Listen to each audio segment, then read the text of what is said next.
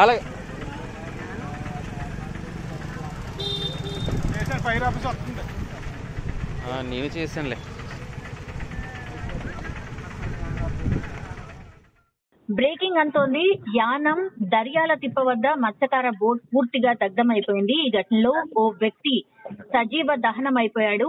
భైరవపాలెంకు చెందిన shipping boat కు దర్యాల తిప్ప వద్ద వెల్డింగ్ పనులు చేస్తుండగా నిప్పు రవ్వలు ఎగిసిపడడంతో ప్రమాదం జరిగినటువంటి సిచ్యువేషన్ మనకైతే కనిపిస్తోంది. ఒకసారి మాట్లాడదాం. కాకినాడ రిపోర్టర్ శ్రీధర్ అందుబాటులో ఉన్నారు. శ్రీధర్, అసలు ఏం జరిగింది? ఘటనకు గల కారణం ఏంటి?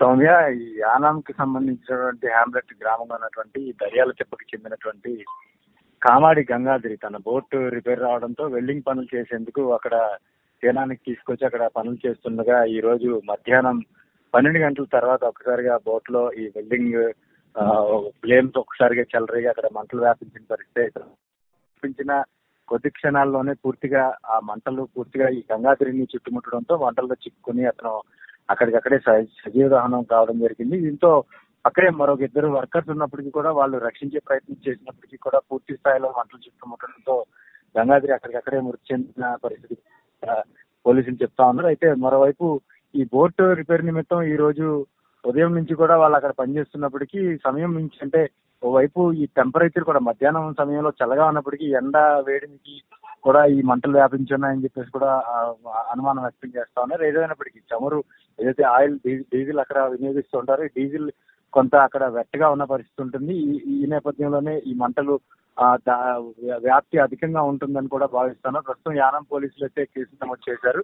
అక్కడ ఉన్నటువంటి మరో 2 వర్కర్స్ ను కూడా సురక్షితంగా తరలించడం జరిగింది. వారికి మాత్రం ఎటువంటి ప్రమాదం జరగలేదు. అయితే ఎంత నష్టం వాటిల్లింది, ఆ కుటుంబానికి యానం ప్రభుత్వం ఏం చేస్తుందనే దాని మీద కూడా అధికారులు పూర్తిగా సమీక్షిస్తున్న పరిస్థితి అయితే ఉంది. సౌమ్య, ఇప్పుడు కామాడి గంగాద్రి అనేట ఆయన ఎవరైతే ఉన్నారో ఆయన నేటివ్ ప్లేస్ ఎక్కడ, ఆయన ఏం చేస్తూ ఉంటాడు? అంటే ఓన్లీ మత్స్యకారి మాత్రమేనా లేకపోతే ఇంకేదైనా ఉందా ఆయన వృత్తిపరంగా?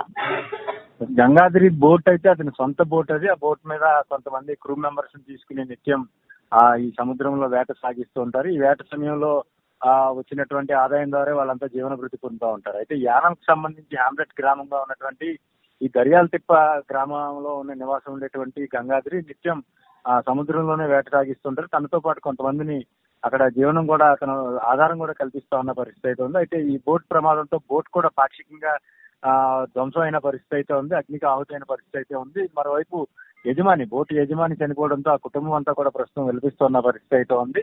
అయితే మరోవైపు చూసుకుంటే ఈ గంగాద్రి స్వస్థలం దర్యాల తిప్ప గ్రామంలో నుంచి ప్రతిరోజు కూడా వీళ్ళు సీజన్ లో ప్రతిరోజు ఉదయం వెళ్ళడం, స్థానికంగా ఉన్నటువంటి ఫిషింగ్ తో పాటు కొన్ని సందర్భాల్లో దూర ప్రాంతాలకు అంటే సుమారు 25 నుంచి 30 నాటికల్ మైల్ దూరం కూడా వెళ్లి వీళ్ళు వేట సాగిస్తూ ఉంటారు. 2-3 రోజులు అంటే వారం, పెద్ద బోట్లు అయితే వారం రోజుల వరకు కూడా ఫిషింగ్ చేస్తుంటారు. అయితే చిన్న బోట్ నేపథ్యంలో వీళ్ళు 2-3 రోజులు ఫిషింగ్ కూడా ఈ సముద్రంలో చేసుకుని తిరిగి వస్తూ ఉంటారు. కానీ గత కొద్ది రోజులుగా బోట్ లో కొంత వాటర్ రావడం, మరోవైపు కొంత పాక్షికంగా బోట్ ధ్వంసం కావడంతో తను రిపేర్లు చేయించుకుని 2-3 రోజుల తర్వాత పూర్తి స్థాయిలో వేటకు వెళ్లేందుకు కూడా సన్నద్ధమవుతున్న తరుణంలో ఈ ప్రమాదం చోటు చేసుకుంటాం కూడా ఆ కుటుంబంతో పాటు ఆ గ్రామంలో కూడా విషాదకాయలు అలుముకున్నాయి.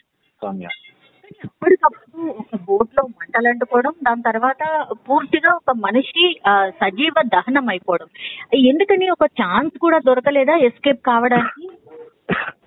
యాక్చువల్ గా ఈ బోట్స్ అన్ని కూడా డీజిల్ తో నడుస్తూ ఉంటాయి సౌమ్య. అయితే ఈ ప్రాంతంలో డీజిల్ వినియోగంతో పాటు వినియోగిస్తున్న నేపథ్యంలో డీజిల్ కొంత లీకేజ్ అయ్యి కింద పడటంతో పాటు ఇటు ఆయిల్ ఏదైతే ఇంజిన్ ఆయిల్ కావచ్చు, గేర్ ఆయిల్ కావచ్చు, ఈ ఆయిల్స్ కూడా ఇంజిన్ ప్రాంతంలో కొంత చెమ్మ అంటే వెట్టగా ఉన్న పరిస్థితి ఉంటుంది. నిత్యం వాటిని క్లీన్ చేసే అవకాశం కూడా ఉంటుంది. ఎందుకంటే ఇంజిన్ బోట్ అడుగు భాగంలో ఉంటుంది. దీన్ని క్లీన్ చేయడానికి కూడా వాళ్ళు పూర్తిగా దాన్ని మొత్తం ఐసోలేట్ చేస్తారు. దీన్ని ఎటువంటి ఇబ్బంది లేకుండా కేవలం ఒక ఎయిర్ అంటే ఇంజిన్ హీట్ ఎక్కకుండా ఉండేలాగా ఒక ఎయిర్ గ్యాప్ మాత్రం వదులుతూ ఉంటారు. అయితే ఈ నేపథ్యంలోనే ఈ వెల్డింగ్ చేయడం, ఈ వెల్డింగ్ ద్వారా వచ్చినటువంటి తుంపర్లు దాని మీద పడి అగ్నికిళ్ళలో ఎగిసిపడిన పరిస్థితి ఉంటుంది.